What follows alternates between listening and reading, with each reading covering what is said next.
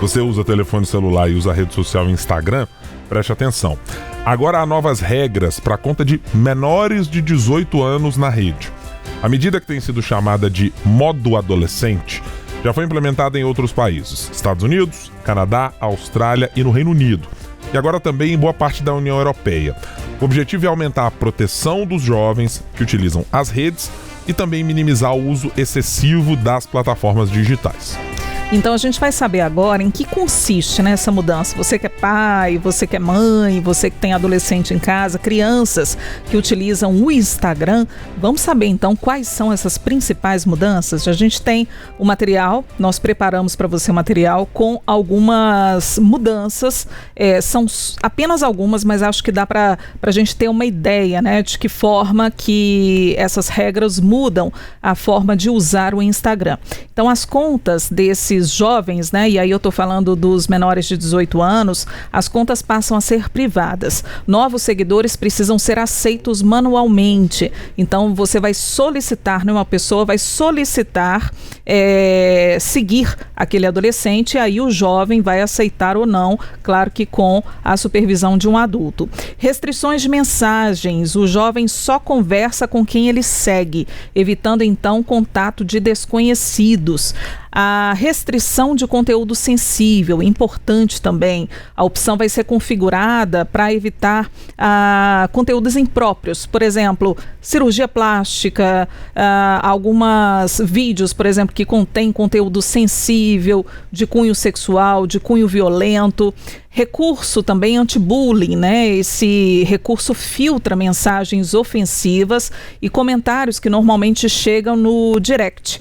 O tempo de uso também vai ser regulado, né? Vamos dizer assim, porque alguns lembretes vão ser enviados a partir de 60 minutos. São só lembretes. O celular ou o Instagram não fica impossibilitado de uso, mas é alguma coisa, né? E também tem o modo de espera, que é ativado entre 22 horas e 7 da manhã, com notificações silenciadas, sendo que esse modo de espera pode ser colocado também em horários específicos, por exemplo, como no horário de aula. Então, o adolescente está em aula de manhã, você pode colocar esse modo de espera durante o período escolar. Então, essas são algumas mudanças dentro dessas novas regras do Instagram. Mas será que essas medidas são suficientes? Há elementos para impedir que os jovens burlem, por exemplo, essas configurações? Algumas medidas chamam os pais para a responsabilidade de supervisão. A gente conversa agora com o professor de tecnologia da FIAP, Faculdade da Informática e Administração Paulista, Gustavo Torrente. Professor, muito obrigado por estar conosco aqui no Tempo News. Boa noite. Boa noite, Guilherme. Eu que agradeço o convite. Boa noite, Adriana, e a todos os telespectadores que estão nos acompanhando. Professor, então começamos pela sua avaliação geral. O caminho adotado por essas empresas, em especial a empresa Meta, dona do Instagram, indica, pelo menos ao primeiro olhar, uma posição que deve ser considerada positiva pelos pais, ou é preciso tomar um pouco mais de cautela para esperar os efeitos e a medição deles no dia a dia? Excelente pergunta. Toda medida de proteção ela é válida. A gente acompanha a Meta, a antiga Facebook, que é dona do Instagram, do WhatsApp, agora do Threads, colocando em prática não só em relação a jovens, adolescentes, mas também em períodos eleitorais. Então, como eu falei, toda restrição, toda política de segurança, ela é super bem-vinda. Mas isso não quer dizer que o Instagram vai colocar um freio digital nos adolescentes, né? É uma medida protetiva. A gente sabe que a melhor arma contra todas essas questões de conteúdos impróprios, privacidade dessas crianças e adolescentes, está no bom diálogo com os pais. As medidas estão aí, os pais eles têm que acompanhar sim, mas também tem que ter esse diálogo aberto. Como a gente viu na imagem, são medidas muito bacanas, colocando ali restrição de notificações entre 22 horas e 6 da manhã, ou seja, o Instagram ele vai silenciar as notificações. O Instagram ele vai avisar quando esse jovem exceder mais de 1 hora dentro do Instagram. Mas isso não quer dizer que ele não vai poder continuar usando, né? Esses jovens, eles são nativos digitais. Essa nova geração, ela já nasce com smartphone. Agora, professor, me lembro que em 2021, não foi? Uma ex-funcionária da Meta revelou que a empresa sabia que a rede, o Instagram, poderia, né, causar, por exemplo, transtornos de ansiedade, e a partir daí várias ações foram movidas. Em 2023 também a gente tem um marco de diversos estados movendo ações contra a Meta em relação a esse assunto. De certa forma, é uma resposta, né, a essa pressão também desses estados, dessas ações, para que a Meta faça alguma coisa para proteger esses adolescentes, né? Não é porque a Meta é boazinha e está preocupada com a saúde dos adolescentes, né? Tem algo por trás.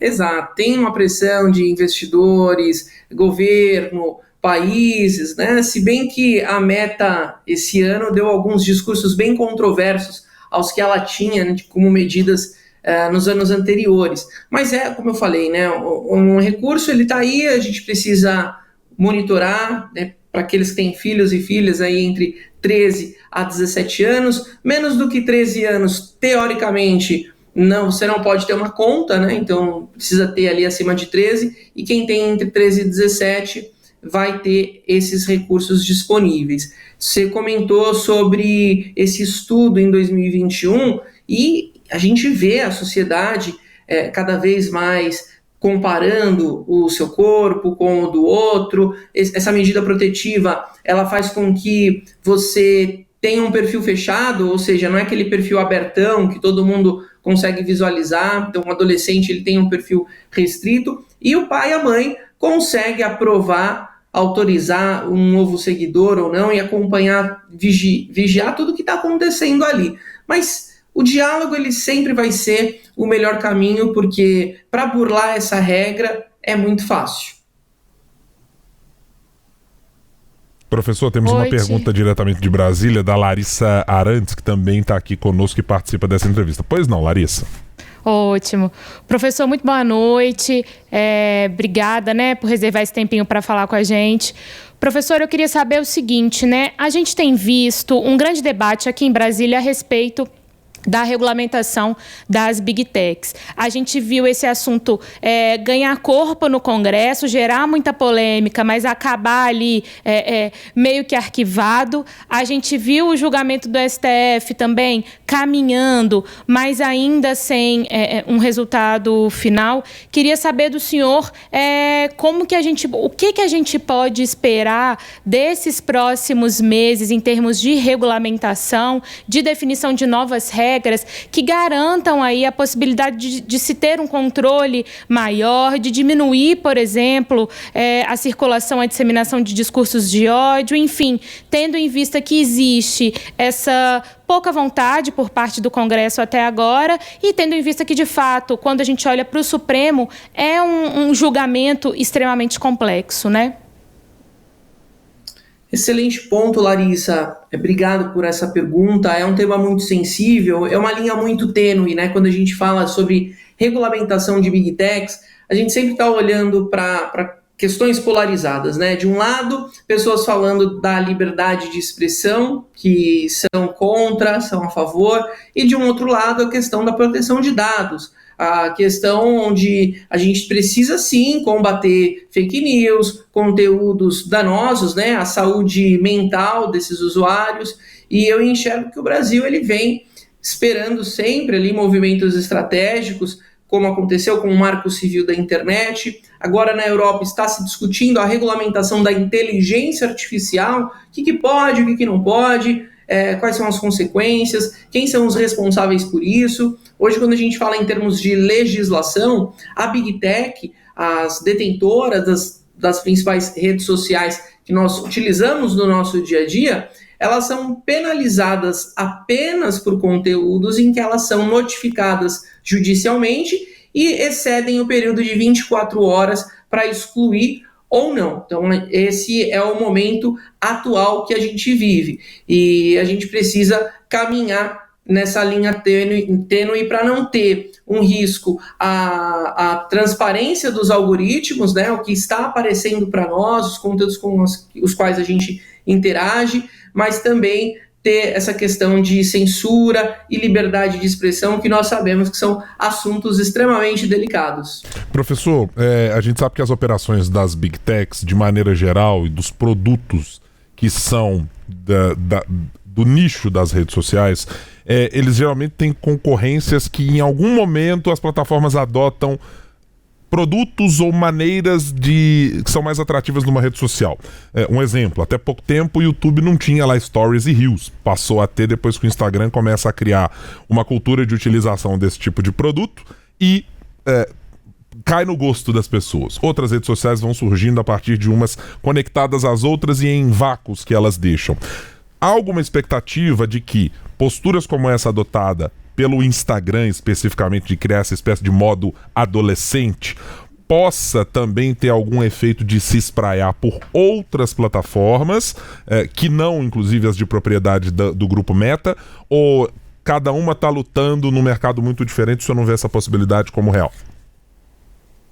Eu enxergo muito a possibilidade, Guilherme, dessas empresas que acabam copiando esses recursos, como muito bem você trouxe, mas por uma questão de monetização, de publicidade e de atrair novas marcas e empresas para dentro das suas plataformas. Essas plataformas, elas acabam conectando no final do dia os usuários que passam bastante tempo dentro delas e as empresas que estão expondo ali as suas marcas, os seus anúncios. É qualquer anúncio? Não. É o anúncio certo para a pessoa certa, na hora certa. Tudo começou com o TikTok, que ao longo dos últimos anos desenvolveu um algoritmo tão poderoso que faz com que as pessoas fiquem vidradas, fiquem presas, na verdade, aquele scroll infinito. Não tem fim o conteúdo e é sempre um conteúdo que está interagindo. Esses algoritmos sabem o que engaja porque você está utilizando e você está dizendo, sem usar palavras, o conteúdo que você gosta,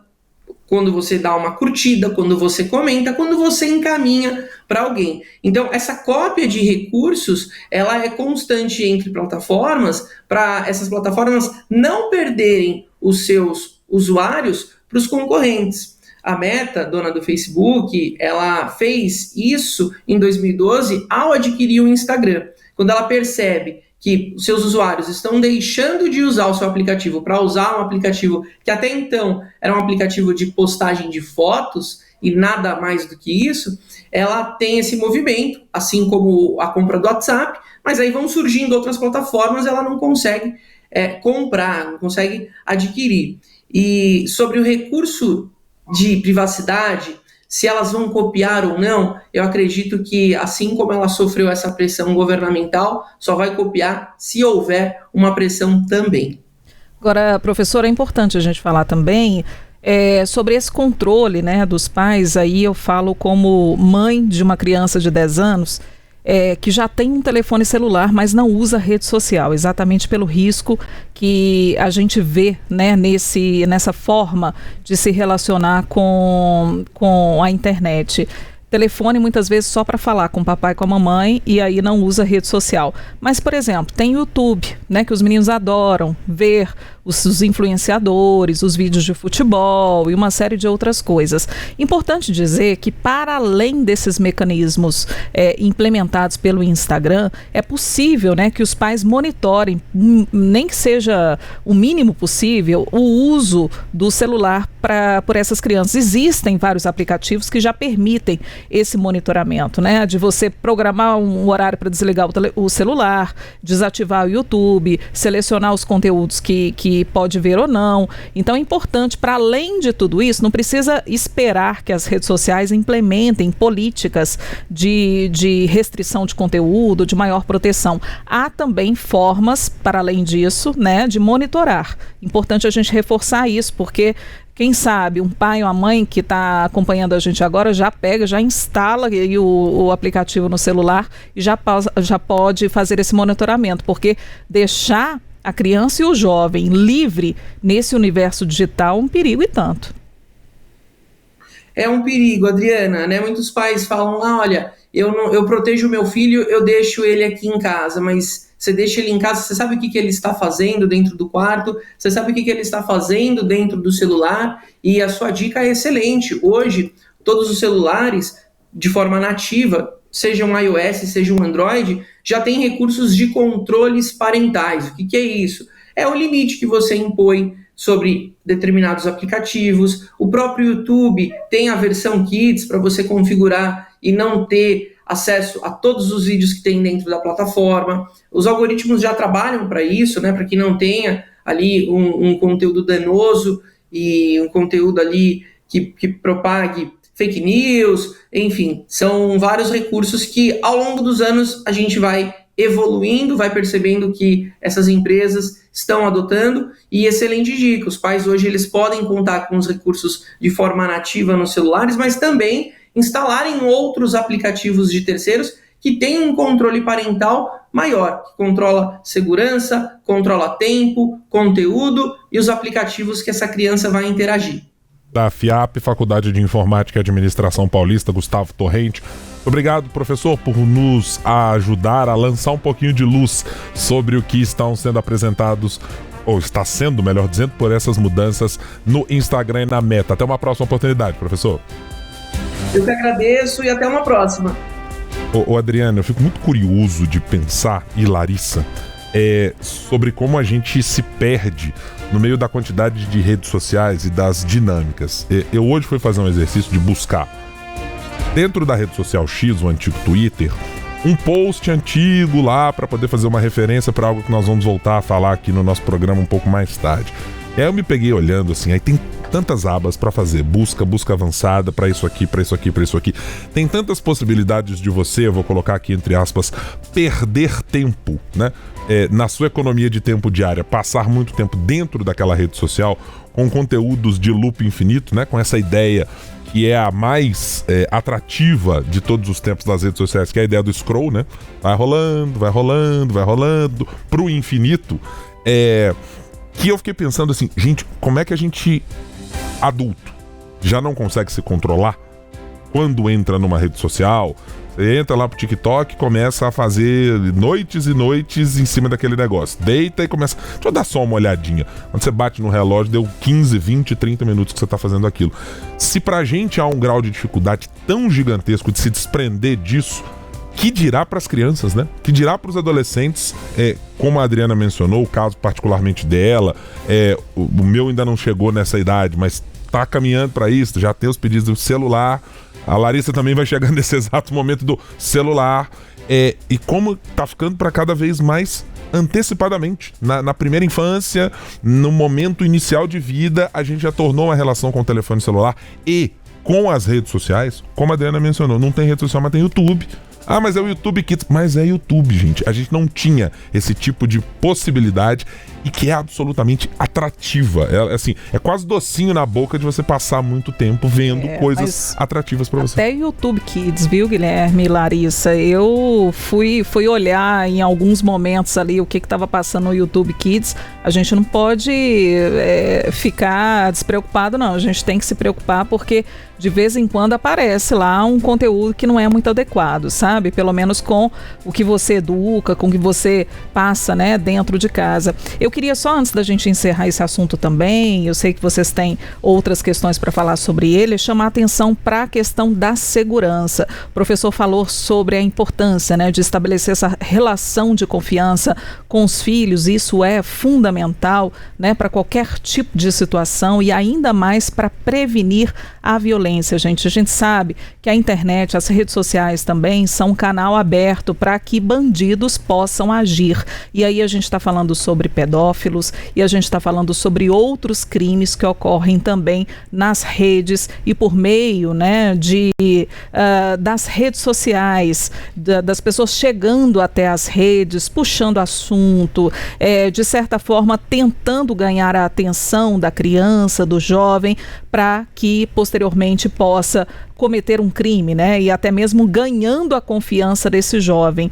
E aí é que mora o problema. E a gente tem até mesmo uma telinha preparada aí para mostrar para vocês, porque tem uma pesquisa da Escola de Enfermagem da UFMG, uma pesquisa que foi feita junto com o IBGE, mostrando a questão do cyberbullying, que é uma questão muito séria, que vem prejudicando e causando muitos danos à saúde mental desses jovens. Então, o que essa pesquisa mostrou? Que jovens jovens com idade entre 13 e 15 anos são as principais vítimas do cyberbullying. As vítimas, o que dizem? Que elas não têm amigos, elas acreditam que ninguém se importa com elas, né? Que a vida não vale a pena. E os riscos de depressão, de automutilação e outros transtornos, esses riscos aumentam e muito. Essa pesquisa mostrou que 13,2% dos jovens já passaram por esse tipo de violência, pelo cyberbullying. Então isso só retrata, só mostra pra gente a importância desse controle e a importância de pais e filhos serem amigos, né, desenvolverem uma relação próxima e de confiança para que esses assuntos possam ser tratados e possam ser falados de forma aberta, sem nenhum tipo de restrição. Porque se você não estabelece essa relação de confiança com o filho, outra pessoa pode fazer isso. E aí é um problema e tanto. Nós que somos mães, né, Lari, a gente fica muito preocupada, né? Guilherme também é pai, mas as mães também se preocupam muito e a gente tem mais essa tarefa, né? De lidar também com essas questões relacionadas a abordagens de estranhos em relação aos nossos filhos.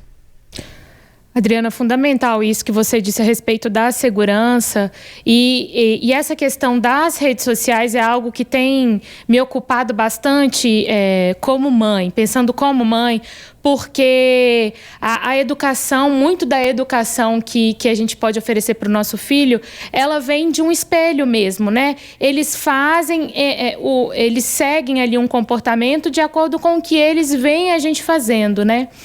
E eu me peguei muito reflexiva a respeito do tempo que eu estava passando em tela, no celular, nos momentos em que eu estava com meu filho. Então, por exemplo, ele está com 1 ano e meio, né? Então, se a gente descia para o pilotis do prédio para ele brincar ali no escorregador e nas coisas, e eu podia ficar ali sentada, monitorando, supervisionando, quando eu me via ali um tempinho, via que estava tudo ok, eu já pegava o celular para olhar principalmente o Instagram.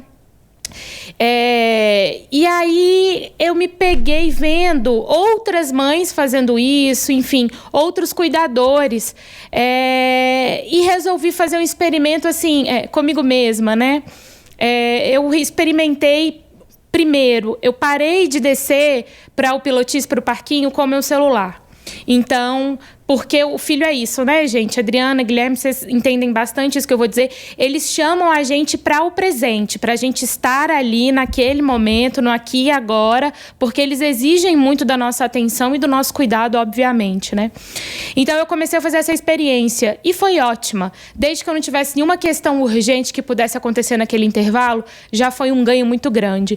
Meu outro passo, né, meu passo seguinte foi sair do Instagram.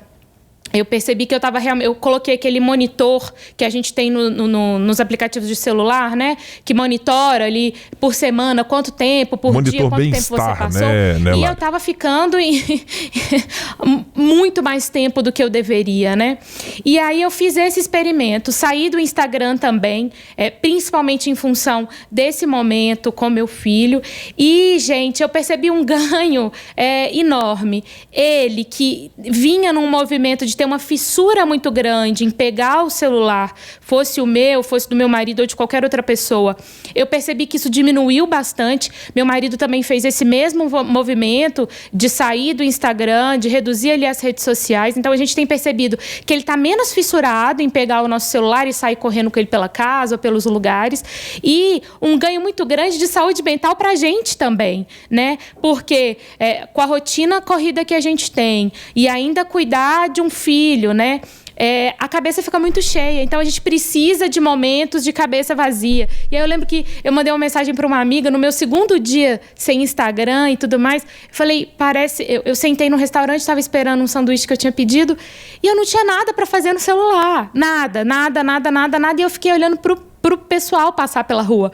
E eu falei, gente, há quanto tempo eu não fazia isso? Então, assim, algo que começou pelo meu filho, para ser um espelho, para ser um exemplo, para tentar, né, reduzir os danos, porque eu acho que agora a gente vive um momento de redução de danos em relação a essa questão das telas para crianças e para adolescentes, mas que acabou fazendo tendo um benefício para mim como um todo, gente. Me estendi, mas só para trazer esse exemplo muito recente da minha vivência, que eu acho que casa com um pouquinho de todos os aspectos desse tema extremamente importante que a gente trouxe agora, né? Eu acho que ele é absolutamente perfeito no relato, Larissa, porque ele dá a dimensão humana do que todos nós lidamos em alguma medida, né? É bem possível que quem está nos acompanhando, quem depois vai acompanhar a nossa transmissão, vai se identificar em algum momento de parar e falar assim, peraí, deixa eu ver a última vez que eu fiz isso que a Larissa tá mencionando. Bom, primeiro, mandar mensagem para alguém que não seja ou de trabalho, ou prestar atenção no Instagram, ou ter aquela impressão de que nós estamos sempre correndo atrás de uma mensagem que alguém enviou e você não pode responder. E que você não é determinante das suas escolhas, né? Assim, não, eu quero falar com um amigo que tem tempo que eu não falo. Mas não é porque ele mandou uma mensagem no WhatsApp lá há muito tempo e eu tenho uma obrigação profissional de responder. É porque eu gosto daquele amigo e vamos lá, eu tô disposto a voltar a falar com ele depois de um determinado tempo. Então tem, evidentemente, eu gosto muito da expressão assim, da economia da atenção, né? Eu li certa vez, não vou me recordar aqui o autor, mas a economia da atenção está fazendo com que a cada momento a gente seja mais viciado em dopamina, em olhar para curtidas, likes, telas e acionar o cérebro com uma ideia de que a gente precisa sempre estar bem, perfeito, olhando para imagens lindas e belas e como a vida é maravilhosa dentro do Instagram. E a gente está se esquecendo de operar as coisas da realidade. Um relato breve. Eu vivi exatamente momentos muito parecidos com o da Larissa, de ter, em algum momento, o filho dizendo, quero o celular. E na hora de você tirar da mão, tinha um berreirozinho. Falei, não dá. Assim, na segunda que aconteceu, sentei, escolhi um lugar para onde coloca o celular na hora que entra em casa e falar, esposa, faremos o seguinte, chegou com o filho, celular lá. Não vai rolar, porque senão a gente vai entrar numa espiral de todo tempo nós vamos brigar por uma coisa que ele vai pedir? Vai pedir. É atrativo, é bom, é maravilhoso o uso da tecnologia do telefone celular, é maravilhoso. Evidentemente que não tem ninguém aqui sendo antitecnológico, eu não sou dos minimalistas, né? Que conseguem viver ali com 3 pares de roupa em casa, um tênis, um sapato, nem TV, porque diz que vai ler mais livros. Pode acontecer, nada contra. Mas é que não dá para viver no ritmo que a gente está utilizando para muitas dessas coisas. E pior, acho, do que isso, não é o risco para nós somos adultos e temos plena consciência e capacidade de reverter situações. Com ajuda profissional, sem ajuda profissional, por força de vontade, outros por medicamentosamente fazer isso. Criança não. Criança está sendo guiada por nós. Elas não têm o grau de responsabilidade que nós devemos ter para com elas. Então, acho que aí a nossa atenção tem que ser redobrada, sem vilanizar. Não estou aqui dizendo que as redes sociais são o fim do mundo. Repito, tem nada disso. Eu só acho apenas que a gente não chegou no momento de entender como a economia de tempo, o equilíbrio disso, para nós adultos, é possível de ser feito. Se a gente não sabe fazer pra gente, não é com as crianças que a gente vai deixar no Libera Geral. Eu acho que você saiu no lucro, porque você teve um berreirozinho, eu já ouvi um berreirozão várias vezes, viu? Então, se o seu tá nozinho ainda, tá bom, tá no lucro. É porque eu já cortei no começo para não virar, né, aquele monstro do lago que você vai... Não pode virar um problema Tamagotchi, que você vai alimentando. Tamagotchi, vocês lembram, todo mundo teve, acho, né? Nós somos dessa geração. Nós aqui lembramos. Mas para quem não conhece, você que for eventualmente da nossa audiência que não conhece... O João não teve. Não teve. João é nosso diretor de TV. Nosso diretor de TV, tá aqui com a gente no ponto. Ele só tem 20 e poucos anos. Ele não teve Tamagotchi? Teve, João? Não, né? Não, nós vamos encontrar um jeito. Não, falou que não teve. Nós vamos encontrar um jeito de trazer um Tamagotchi. Vamos deixar uma semaninha. Mas ele voltou, já dá pra encontrar nas livrarias. É por isso. Vamos fazer uma semaninha deixando o João criar um Tamagotchi, que ele vai ver exatamente. Esse Tamagotchi era maravilhoso. Bom demais. Bom demais. Levava tempo na vida. Era maravilhoso. Hakuraku Dinoku. E era isso mesmo, era o Tamagotchi. Gente, vamos subir essa hashtag Tamagotchi para João. Um Tamagotchi para o João. Eu acho mesmo, assim, vamos deixar o nosso diretor de TV aqui com um Tamagotchi por uma semana, pra ele ir alimentando. Ver se o bichinho vai crescer. Tem que esperar o tempo pro bichinho não comer demais, mas também não pode deixar comendo de menos. Vai ser muito bom, cara. Ter uma experiência como a gente Velhos tempos. Nós não estamos sendo maldosos, hein? Nós não estamos pedindo o João pra rodar peão na rua, não, tá? Estamos pedindo pra usar Tamagotchi. Negócio muito bom. E já fica a ideia, um reality show do João cuidando do Tamagotchi. Eu sou favorável, gente. Eu voto bem favoravelmente para que ele tenha essa experiência de vida.